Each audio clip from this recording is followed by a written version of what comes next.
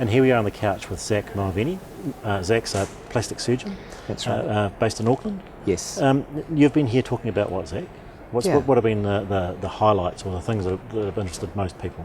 Yeah, so I've done a session on skin cancer surgery and really trying to give GPs some skills on how to do skin cancer surgery well, and some more advanced techniques on, teaching them how to do skin grafts and some minor flaps. So basically managing skin cancers better and giving GPs some confidence on that, which is great. I've been doing that for a few years, and it's always a very popular session. And then the next session was on some pearls for practice, specifically with plastic surgery problems. So what type of things, what are the hot topics there? Yeah, so probably one of the most common things that GPs see that in the plastic surgery realm is hand problems, hand-related problems. So, studies show that up to 11-12% of general surgical presentations are to do with hand issues. So it's actually a big topic. And there's both acute hand presentations, so injuries to hands, how to manage those. For example, even things as simple as fingertip injuries to more serious stuff as, cut tendons and things like that. And then the other side is more elective hand surgery problems, some things like, lumps and bumps on hands, ganglions, Dupuytren's disease, absolutely. So those sort of things, and how to manage those. Yeah, okay. What else is popular? Burns? Burns is very popular. Yeah. So burns obviously and unfortunately is a common everyday occurrence. A lot of patients are pediatric patients, so they get burns from hot water, scalds and things, and so do adults. Unfortunately, there's a lot of misinformation out there about how to manage burns well, and really the key with burns is if they're treated well and properly from day one, they will generally do very well. So what is the acute treatment involved? Yep. So there's obviously the basic stuff. Cool the burn. Well, remove the burning problem. Cool the burn for a good 10 minutes. So cool running water or ice? Yeah, absolutely. So cool running water is the best thing to do. So ice by itself can actually worsen the injury because it can cause an injury of its own. Yeah. So running water is the best thing to do. You need to do it for about 10 minutes, and you need to make sure you have those. That would be basic first aid, and ideally that should be a public education issue that people know about. But then once the burn patient gets to the GP, then really that's where we really want good treatment at that stage.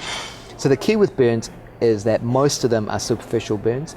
Most of them heal very well without scarring, as long as we as practitioners can manage to keep them clean, keep infection away, because infection can deepen a burn and make a superficial burn into a much worse burn. Well, of course, hands are the hardest things to not get infected as well.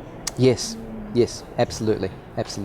So good dressings, good management are really essential. So things like daily changes of dressings, or is it cover and forget? Not necessarily. So firstly, the burn it needs to be debrided. It needs to be cleaned with some Savlon, and sometimes we worry that that's going to be sore for patients. But in fact, some patients find it quite soothing. And obviously, for small kids, they need to be referred to hospital. But they need to be cleaned well, and then they need to be dressed appropriately. So we tend to use an antimicrobial dressing for the first 2 or 3 days. So what type of things would you use? So the most common things would be creams like Flamazine or SSD, which is silver type dressings, and they work really well. Unfortunately, beyond that, then you just really need a simple non-stick dressing, and unfortunately that's where I think a lot of confusion happens, is because there's a lot of different types of dressings on the market, and there seems to be more coming every day. So it's really just giving GPs some good information as to what the dressing options are and what the best dressings are. Right. And even things like, how do you manage blisters, for example? Do you just leave them and let them pop by themselves, or should you debride them and get rid of them? And that's actually probably the number one question that we usually get. And what do you do? Well, so the answer is actually blisters. There are good studies to show that they're within 24 hours they'll have bugs in them.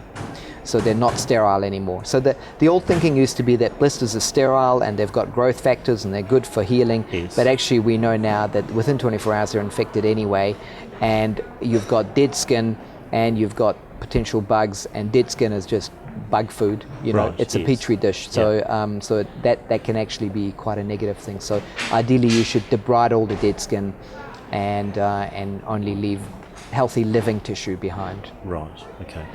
So that's a skill in itself. Absolutely, absolutely. Yeah. Yep. Okay. Then antimicrobial. What about antibiotics?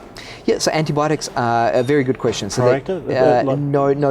As long as the wound's cleaned well and dressed properly, we should probably avoid antibiotics, because potentially you can, select resistant bugs that are going to cause problems later on. So Okay, so if it is looking infected, what is the rule of thumb, as to say? yeah, so that's the next step. So unfortunately, if burns do get infected, then again you can salvage a lot if you manage them well and manage them early. So then obviously antibiotics have a role to play.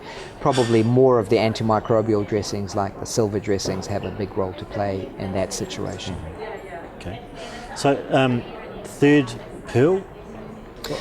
Right. So the other pearl that I think GPs really enjoy hearing about is how to manage things like facial trauma.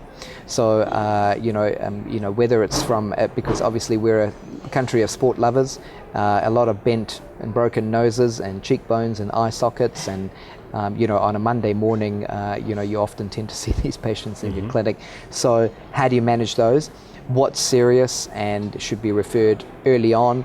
What's perhaps not so serious and can wait, and you can take a more conservative approach. So that often, there's a lot of questions along those lines. And I imagine with facial trauma, the diagnosis, so getting some imaging would be an important thing early on? Yes, absolutely. Yep. So firstly, recognizing that something is not right. So for example, there's a particular pattern of bruising around the eyes called a raccoon eye. So it's basically when the bruising is limited to the orbit. Yes. And that's almost diagnostic. It is actually diagnostic of, Right. of an eye socket fracture. And sometimes you might not see it on X-ray, but those people would need to be referred on to us. Nasal fractures, again, if it's an acute, bent, deviated nose, then they should be referred.